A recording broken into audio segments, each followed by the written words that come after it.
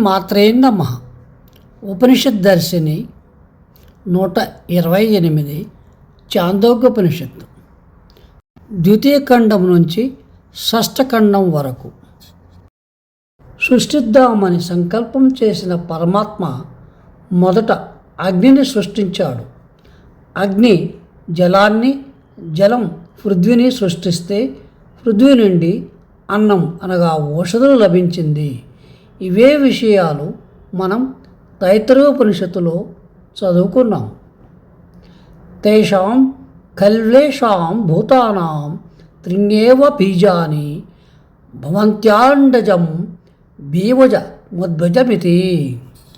ఈ భూతాలు అండజములు, జరాయజములు, ఉద్భిజములు అని 3 విధాలుగా ఉన్నాయి. స్వేదజములనేవి పై మూడింటిలోనూ అంతర్గతంగా ఉన్నాయి.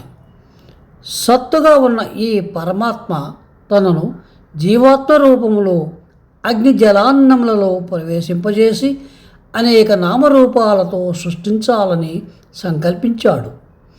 ఈ 3 భూతముల సమిశ్రమణంతోనే సృష్టి ఏర్పడింది. అగ్ని, ఆదిత్యుడు, చంద్రులలోని రక్తవర్ణం తేజస్సు, శ్వేతవర్ణం జలస్వరూపం, నల్లటి రూపం అన్నం. అగ్ని, ఆదిత్యుడు, చంద్రులలోని రక్తవర్ణం తేజస్సు, శ్వేతవర్ణం జలస్వరూపం, నల్లటి రూపం అన్నం యొక్క రూపమని తెలుసుకోవాలి. ఈ 3 దేవతలు పురుషుల్లో చేరి ఏ విధంగా మారుతాయో చెబుతున్నాడు ఉద్దాలకుడు. మనం భుజించిన అన్నం 3 భాగాలు అవుతుంది. ఆహారం యొక్క ముఖ్య స్థూల భాగం మలముగా అవుతుంది. మధ్యమ భాగం మాంసంగా మారుతుంది. ఆహారంలోని అత్యంత సూక్ష్మ భాగం మనస్సుగా అవుతోంది. మనం తాగిన నీళ్లు అనగా జలం కూడా 3 భాగాలు చేస్తే జలము యొక్క అత్యంత స్థూల భాగం మూత్రం అవుతుంది. మధ్యమ భాగం నెత్తురుగా మారుతుంది. అత్యంత సూక్ష్మ భాగం ప్రాణముగా అవుతుంది.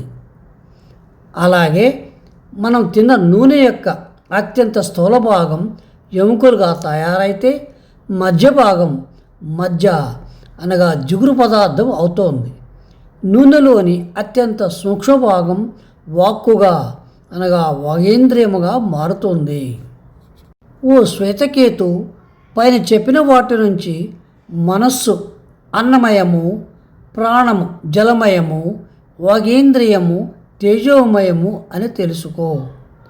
శ్వేతకేతు మరింత విపులంగా జ్ఞానబోధ చేయమని కోరగా ఉద్దాలకుడు ఇలా చెబుతున్నాడు. దధ్నస్సౌమ్య మధ్యమానస్య యోనిమాశ ఊర్ధ్వస్సముదీశతి తత్సర్భర్భవతి. ఓ సౌమ్య, పెరుగు చిలిగితే మజ్జిగలోని సూక్ష్మ భాగం మీగడలా పైకి తేలుతుంది. అదే నెయ్యిగా మారుతోంది. అలాగే తిన్న అన్నంలోని అత్యంత సూక్ష్మ భాగం పైకి తేలియాడుతూ వస్తుంది. అదే మనసుగా మారుతోంది. త్రాగిన జలంలో సూక్ష్మ భాగం ప్రాణంగా మారుతోంది.